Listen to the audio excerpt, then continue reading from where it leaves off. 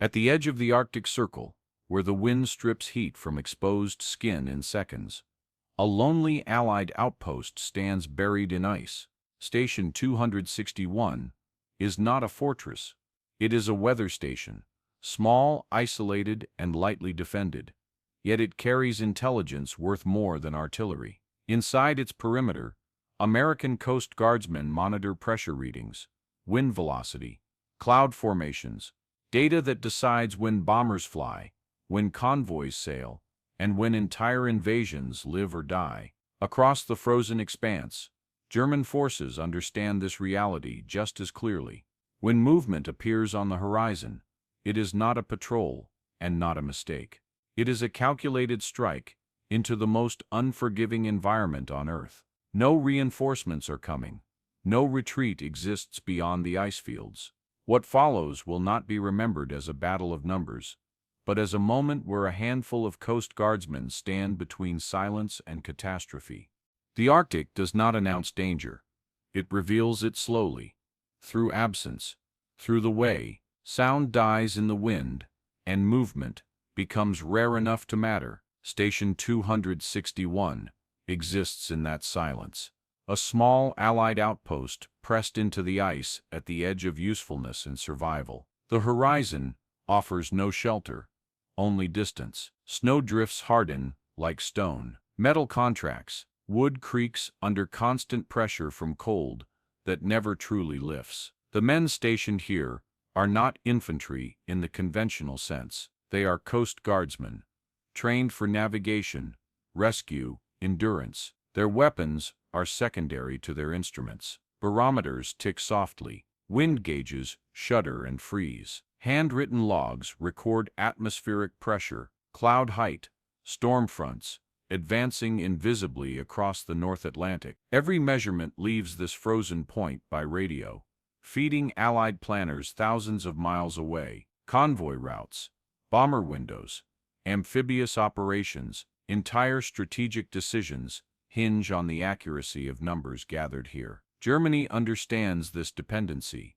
In the Arctic War, weather is not background, it is leverage. Control the data, and the enemy flies blind. The struggle over Greenland stations is quiet, dispersed, and deliberate. No front lines exist, no declarations precede contact, only calculation. Outside the perimeter, the landscape offers no warning. Snow erases tracks within hours. Visibility shifts without notice. A man standing still can disappear into terrain, shaped only by wind and time. The station's isolation is complete. Resupply arrives rarely. Reinforcement, almost never. If trouble comes, it will arrive without urgency and without witnesses. Inside the station, routine continues because it must. Instruments are checked again. Radio transmissions repeat on schedule. Frost is scraped from antenna housings. Each task assumes the same premise, that nothing will interrupt the cycle. Yet the Arctic has already begun to change. Pressure readings drift, winds shift direction, patterns feel wrong, not dramatic, but unsettled. Far beyond visual range, decisions have already been made, routes plotted, objectives assigned. The vastness that protects Station 261 also conceals intent. What appears empty is merely unobserved. The storm is not meteorological, it is human, and it is already moving toward the station, carried not by clouds, but by men who understand exactly why this place cannot be allowed to remain quiet. Go. Greenland's importance was never meant to be obvious. It possessed no factories, no cities, no armies in waiting. Yet its position, wedged between North America and Europe, made it indispensable once the Atlantic became a battlefield. Weather systems that formed over the Arctic dictated conditions across the North Atlantic within days. Storms born here could ground aircraft in Britain, scatter convoys, or shield invasions. Whoever read the Arctic sky first gained time. In war, time was decisive. By the early years of the conflict, both sides understood this reality with clarity. Germany, increasingly constrained at sea, relied on U-boat operations and long-range bombers that demanded precise forecasting. Allied convoy schedules and air patrols depended just as heavily on advance warning. Weather stations became intelligence assets, quiet, technical, and strategically priceless. Station 261 was part of a wider Allied network established across Greenland's desolate coastline. These outposts were deliberately modest. Heavy fortifications would draw attention. Instead, they relied on remoteness and obscurity. Crews were kept small. Supplies were limited to essentials. Radio discipline was strict. The men assigned here were expected to survive independently for months at a time, operating in temperatures that could disable equipment and erode judgment as effectively as enemy fire. The Coast Guardsmen, at Station 261, were selected for endurance rather than combat pedigree. Arctic training emphasized navigation in whiteout conditions, emergency repairs with frozen hands, and survival in environments where exposure killed faster than bullets. Firearms were issued, but they were not the station's defining feature. The real mission was continuity. Keep the data flowing regardless of isolation. Germany's response followed a different logic. Unable to dominate Greenland outright, German planners turned to disruption. Small reconnaissance units, covert landings, and sabotage missions were designed to neutralize Allied stations without drawing attention. Weather stations were targets not because they could fight back, but because they could not afford to fail. Even a temporary silence on Allied weather frequencies could ripple outward, compounding into navigational errors and operational delays. The Arctic amplified every mistake. Engines failed in the cold. Compasses behaved erratically near the pole. Men fatigued faster under constant exposure. Any operation conducted here demanded precision and restraint. Extraction windows were narrow. Survival margins thinner still. At Station 261, none of this appeared urgent on the surface. The men continued logging data, maintaining antennas, and scanning the horizon as procedure required. Yet the strategic context had already narrowed their options. If the station were compromised, it would not be retaken quickly. If its crew were overrun, replacement would be measured in seasons, not days. The confrontation ahead was never intended to be large. It did not need to be. In the Arctic, a handful of men, a few weapons, and a single broken transmission could decide outcomes far beyond the ice. Follow the story writing techniques in shared docs and go. The first sign is not sound, but absence. On the outer edge of Station 261's perimeter, the wind slackens just enough for patterns in the snow to hold. Drifts that should be smooth appear disturbed, their edges softened as if recently worked by weight and movement. The Arctic rarely preserves such details for long. When it does, it means something has passed through recently. Routine begins to fracture. One of the Coast Guardsmen steps outside to inspect the antenna mast, his boots sinking deeper than expected. The cold bites through layered clothing, sharp and immediate. He notices that the snowpack near the ridgeline has been compacted, pressed down, not by wind, but by repeated pressure. The realization settles slowly. This terrain should be untouched. Inside the station, instruments continue their steady rhythm. Pressure readings hold. Wind direction stabilizes. Nothing in the data suggests danger. That is what makes the moment deceptive. The threat approaching Station 261 is not atmospheric. It moves below the threshold of instruments. The men shift without orders. Weapons are checked with deliberate calm. Ammunition is counted again, hands stiff from cold. The station's defenses are minimal. Sandbags stiffened by ice, narrow firing angles, shaped by terrain, rather than design. There is no depth to fall back into. Beyond the structures lies only open ground and exposure. Visibility drops as clouds thicken overhead, flattening contrast across the landscape. Distance becomes harder to judge. Shapes blur. The Arctic compresses scale until far and near feel indistinguishable. This favors movement by those willing to advance slowly, using terrain folds and snow ridges as cover. Then motion resolves into form. Dark figures appear at the edge of visibility, not rushing, not scattered. Their spacing is deliberate. Equipment is carried low to avoid silhouettes against the snow-bright horizon. They advance without urgency, confident that surprise already belongs to them. Their objective is clear enough to infer: disable the station, silence the transmission, leave nothing operational behind. At Station 261, the Coast Guardsmen understand the imbalance instantly. They are outnumbered. They lack heavy weapons. There is no immediate relief force within reach. Yet withdrawal is impossible. Abandoning the station would mean surrendering its purpose intact. The Arctic amplifies every decision. Breathing fogs vision. Fingers numb faster when tension rises. Time compresses into short, focused intervals, measured by sight lines and distance closing across snow. The first shots break the stillness not as noise, but as rupture, sharp cracks swallowed quickly by wind. Snow kicks upward where rounds strike. The engagement does not announce itself with chaos. It begins with geometry, angles, ranges, fields of fire defined by ice and necessity. Station 261 is no longer a weather outpost. It has become a fixed point in a moving fight, one where survival and silence are equally unacceptable outcomes. Follow the story-writing techniques in shared docs and go.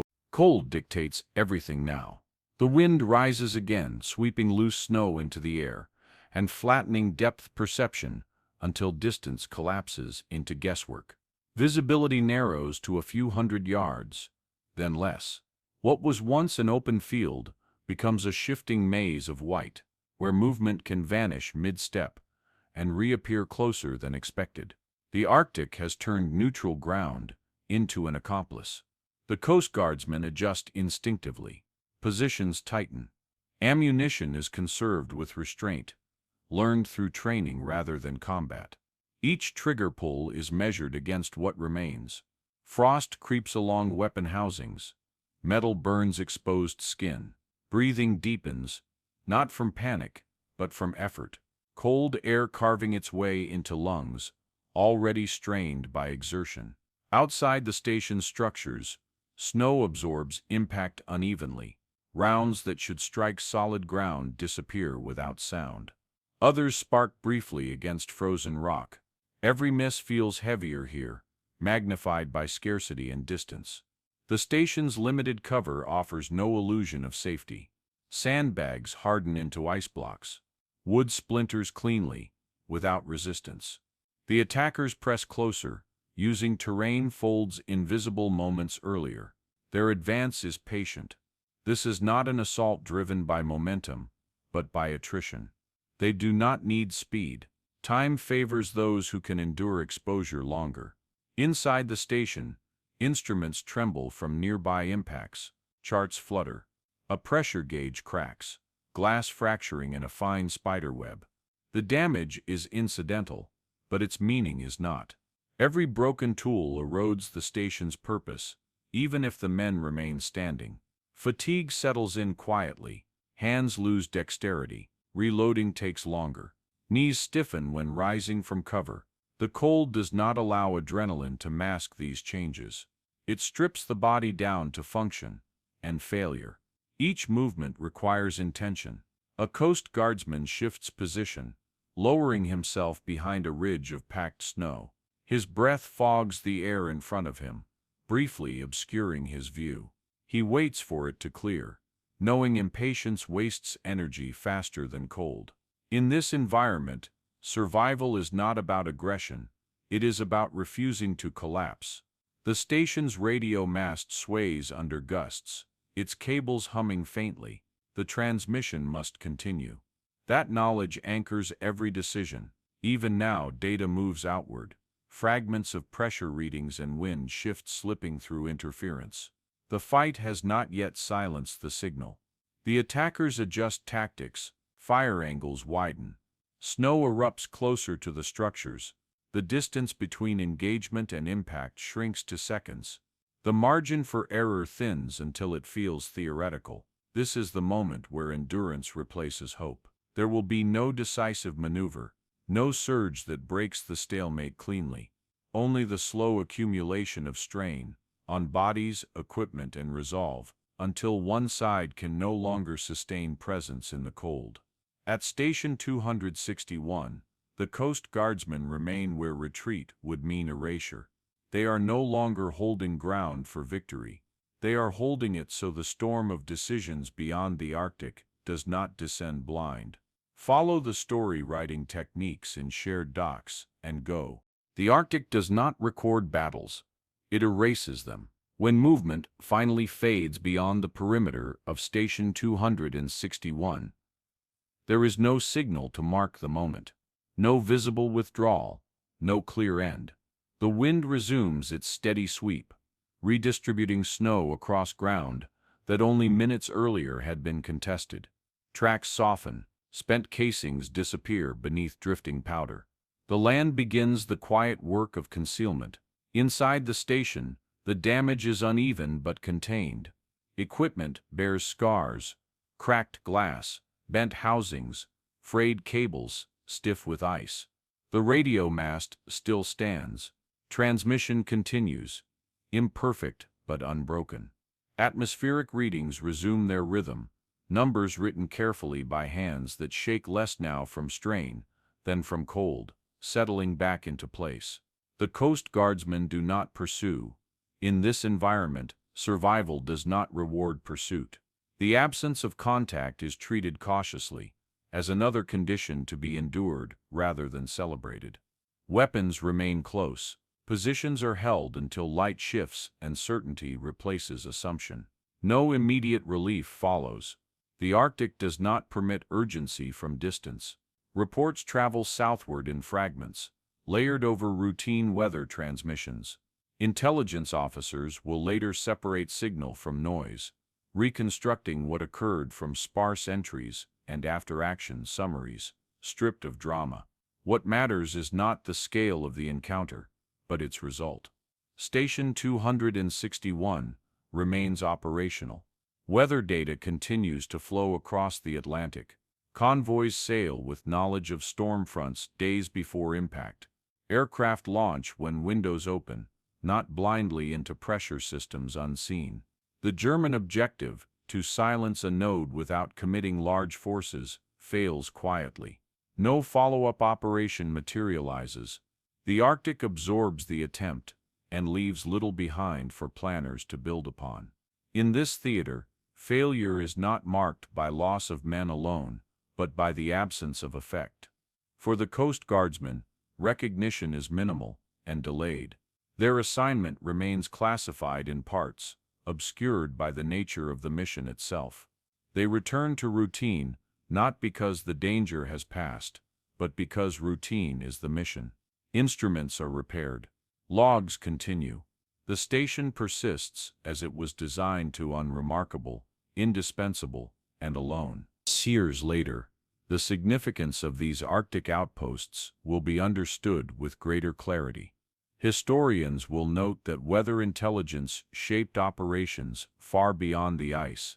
That control of information, not territory, defined advantage in the northern reaches of the war. Station 261 will not be remembered for a decisive battle.